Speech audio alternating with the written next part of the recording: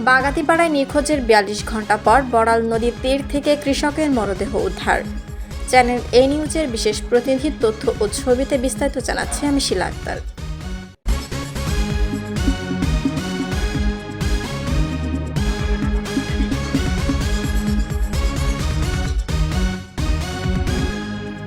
নাটোরের বাগাতিপাড়ায় বাজার থেকে বাড়ি ফেরার পথে নিখোঁজ হওয়ার ৪২ ঘণ্টা পর ৬৭ বছর বয়সী মতলেব হোসেন নামের এক কৃষকের মরদেহ উদ্ধার করা হয়েছে।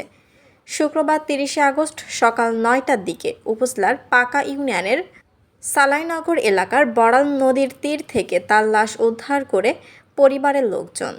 মতলেব হোসেন উপজেলার সালাইনগর পূর্বপাড়া গ্রামের মৃত আতাহার প্রামাণিকের ছেলে ছিলেন।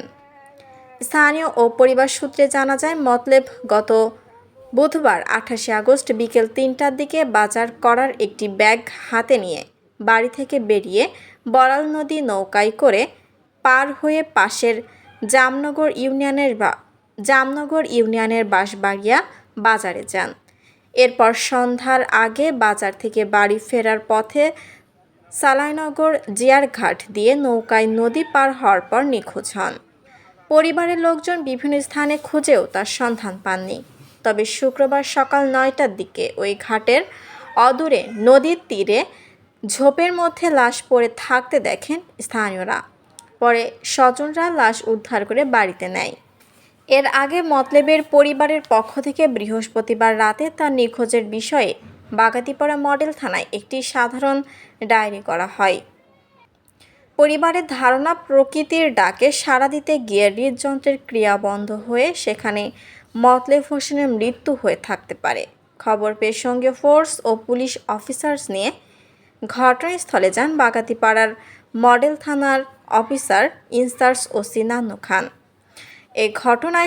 এ ঘটনার সত্যতা নিশ্চিত করে মডেল থানার অফিসার্স ইনচার্জ ওসি নান্নু খান জানান, খবর পেয়ে তারা এসে কৃষক মতলেবের লাশের প্রাথমিক সুরতহাল প্রতিবেদন তৈরি করেন। সুরতহালে তার শরীরের কোনো প্রকার আঘাতের চিহ্ন পাওয়া যায়নি। ধারণা করা হচ্ছে হৃদযন্ত্রের ক্রিয়া বন্ধ হয়ে তার মৃত্যু হয়েছে। ওসি আরও জানান, এ ব্যাপারে কারো কোনো অভিযোগ না থাকায় লাশ দাফনের অনুমতি দেওয়া হয়। এ বিষয়ে থানায় একটি ইউডি মামলা রুজু করা হয়েছে। মানসিক কোনো সমস্যা ছিল? কিন্তু মাথাটা তো ঘুরতো, অসুবিধা ছিল না, এমনিতেই মাথাটা তো ঘুরতো, মাঝে মাঝে মাথা ঘুরতো, শরীর অনেক দুর্বল, টিউমারের সমস্যা, তো অপারেশন করতে হবে, দেখাতে হবে ডাক্তারের, তার জন্য কথাবার্তা বলতেছি। সে মাথা ঘুরতো অনেক, জ্বর, মাথাটা তো ঘুরেই মনে হয় পড়েছিল, ওখানে টয়লেটও করছে, স্টক করছে, এমন কিছু কাজ করতেছে। আমার শ্বশুরের কোনো প্রবলেম নাই, আমার শ্বশুর অনেক ভালো।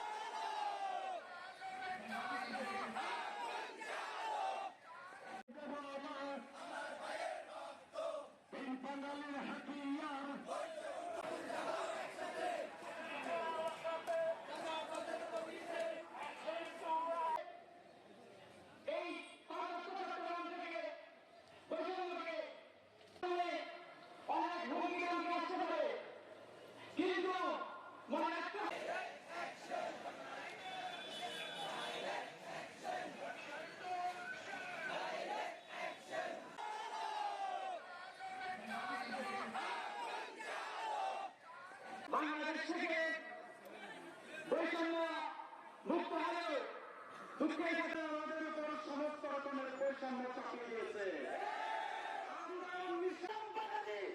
আমি আমার অধিকারের জন্য আজকে সমাবেশে এসেছি। সমতার ভিত্তিতে জনসংখ্যাভাবে সকলের তারা নিয়ে তারা বুকে লেখা বীর শ্রেষ্ঠ শহীদ মুন্সি আব্দুর রব স্মৃতি সংসদ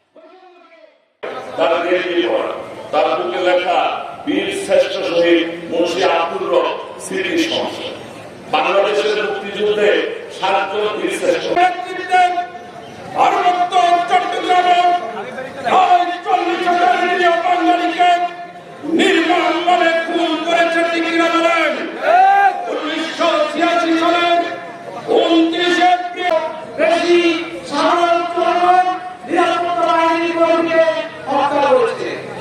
প্রিয় উপস্থিতি, আছেন কিনা আমাদের সাথে বলেন? আজকে আমরা সার্টিফিকেট পাই না, আমাদের জাতীয় পরিচয়পত্র দিয়ে সমাবর্তন আছে। সমাজের মধ্যে আজকের এই সমাবেশে প্রধান অতিথি এবং সমতার ভিত্তিতে জনসংখ্যা